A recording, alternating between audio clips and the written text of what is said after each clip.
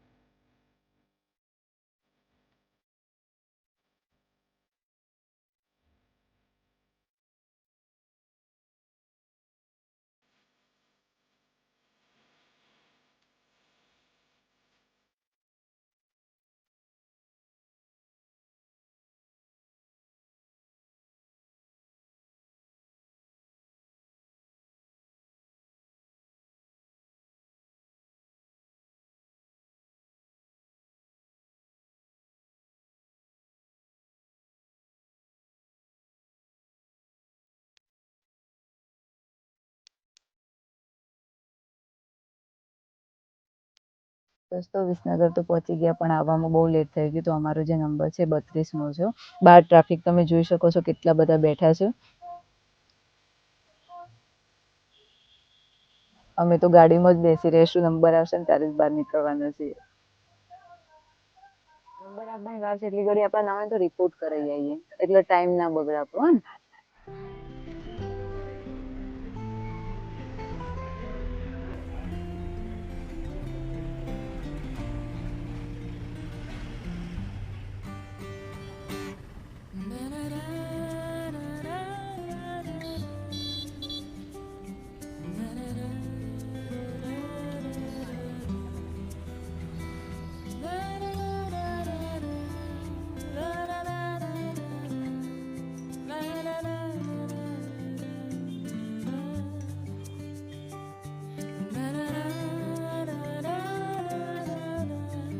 Report કરાવવા માટે આપી દીધું છે, અને નંબર આવવા માટે મિનિમમ 12 તો વાગી જ જવાના છે. તો વિચારો એટલી ઘડી બીજું કામ પતાવી આવ્યું.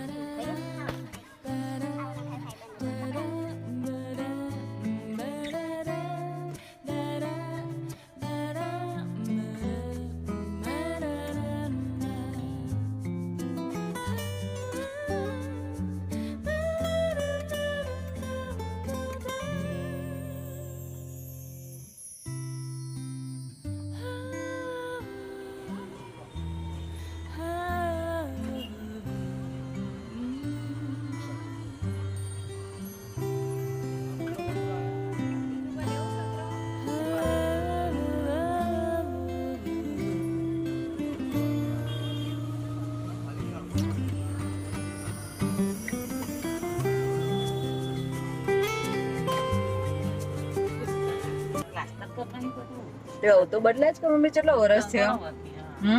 અને આ હોય તો કેટલા ધાનું આ તો આખો બગીચો જ એટલે મમ્મી તમે વાઈનમાં હોસ્ટેલમાં જ રહેતા? 12 વાગી ગયા છે, પણ હજુ સુધી નંબર આવ્યો નથી. બજારમાં જે કામ હતું એ પણ હવે પતી ગયું છે, અને ભૂખ લાગી હતી તો હવે પહેલા જમી લેશું અને પછી દવાખાને જશું. તો જમવા માટે આવી છે, તો મમ્મીને જમવામાં ગુજરાતી ડીશ જ ભાવે છે, એટલા માટે અમે ગુજરાતી ડીશ જ મંગાવી છે. હવે ફટાફટ જમી લઈશું, કારણ કે મમ્મીનો નંબર પણ આવવા તૈયાર છે.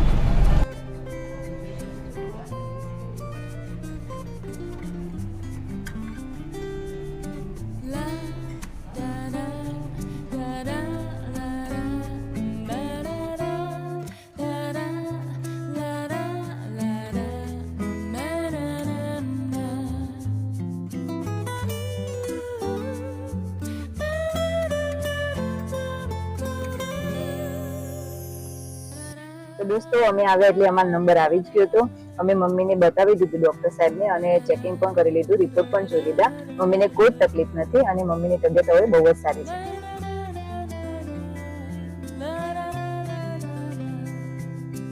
ના દોસ્તો વિસનગરથી તો અમે 1 વાગે નીકળી ગયા હતા, પણ મમ્મીને બેંક ઓફ બરોડા ખેરાલું કામ હતું તો ત્યાં અમારો ઘણો એવો સમય નીકળી ગયો, કારણ કે એમની પ્રોસેસ એટલી ધીમી હતી ને તો અમારું કામ જલ્દીથી પત્યું જ નહીં.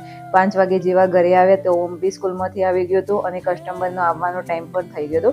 તો સીધી હું સલૂનમાં આવી ગઈ અને હવે કસ્ટમર આવવાનો ટાઈમ થઈ ગયો છે, તો જલ્દી પહેલાં કસ્ટમરનું કામ પતાવી લઈએ.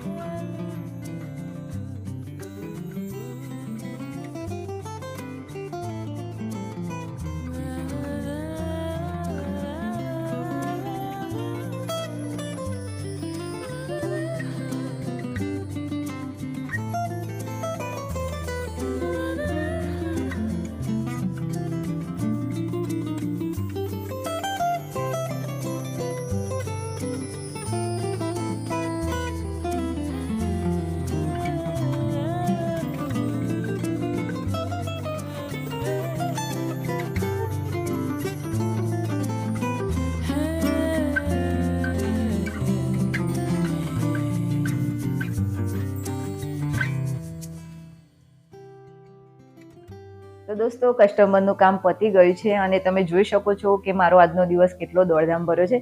મારો આજનો દિવસ જ નહીં, મારો રોજનો દિવસ આવો દોડધામ ભર્યો જ હોય છે.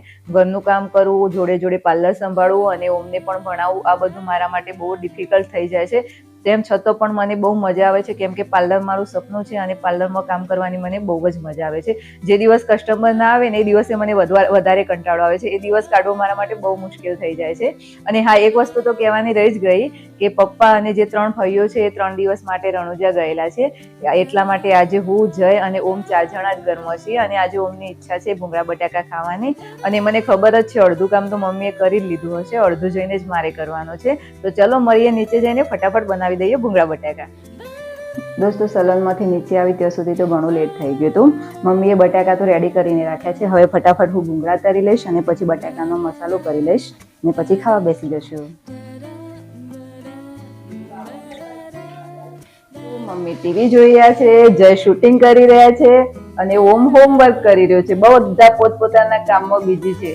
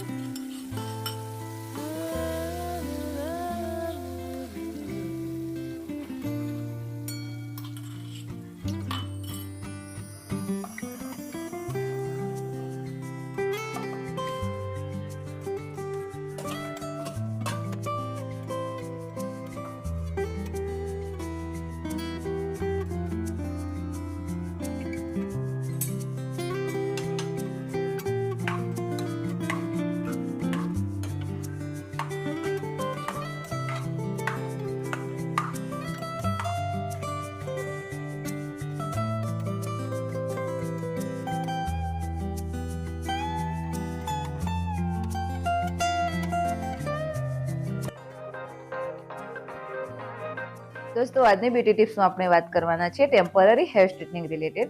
આજનો સમય એવો છે કે નાનો પ્રસંગ હોય કે મોટો પ્રસંગ, આપણે ટેમ્પરરી હેર સ્ટ્રેટનિંગ તો કરાવતા જ રહીએ છીએ. પણ ઘણી બાબતો એવી છે જે ધ્યાનમાં રાખવી બહુ જ જરૂરી છે. જો તે તમે ધ્યાનમાં નહીં રાખો તો તમારા હેર ડેમેજ અને રફ થઈ જશે. જ્યારે પણ તમે ટેમ્પરરી હેર સ્ટ્રેટનિંગ કરાવવા જાઓ ત્યારે સૌ પ્રથમ હેડ પ્રોટેક્ટર સ્પ્રેનું એપ્લિકેશન અને સિરમ લગાવ્યા બાદ પછી સ્ટ્રેટનિંગ સ્ટાર્ટ કરવું. અને સ્ટ્રેટનિંગ મશીન પણ જે યુઝ કરો તે સારી કંપનીનું અને સિરામિક પ્લેટેડ યુઝ કરવું, જેથી કરીને હેર રફ પણ ના થાય અને હેરમાં એક શાઇન બની રહે. અને દરેકના હેરની ડેન્સિટી અલગ અલગ હોય છે અને ડેન્સિટી પ્રમાણે ટેમ્પરેચર સેટ કરવું પણ બહુ જ જરૂરી હોય છે. જો વધારે પડતા ટેમ્પરેચર રાખીને હેર સ્ટ્રેટ કરવામાં આવશે તો પણ તમારા હેર ડેમેજ અને રફ થઈ જશે. અને આવતા વિડીયોમાં આપણે વાત કરીશું કે સ્ટ્રેટનિંગ કર્યા પછી કઈ કઈ બાબતો ધ્યાનમાં રાખવી. દોસ્તો આજના વિડીયોનો અહીંયા એન્ડિંગ કરીએ છીએ અને તમને અમારા વિડીયો ગમતા હોય તો અમારી ચેનલને લાઇક, શેર અને સબસ્ક્રાઇબ જરૂરથી કરજો અને બેલ આઇકન પણ પ્રેસ કરજો, જેથી કરીને આવતા વિડીયોની નોટિફિકેશન મળતી રહે. અને આજનો વિડીયો તમને કેવો ગમ્યો એ કોમેન્ટમાં જરૂરથી લખજો અને તમારા ફ્રેન્ડ સર્કલને પણ શેર કરજો અને તમે પણ જોજો. મળીએ હવે નવા વિડીયોમાં. Bye bye.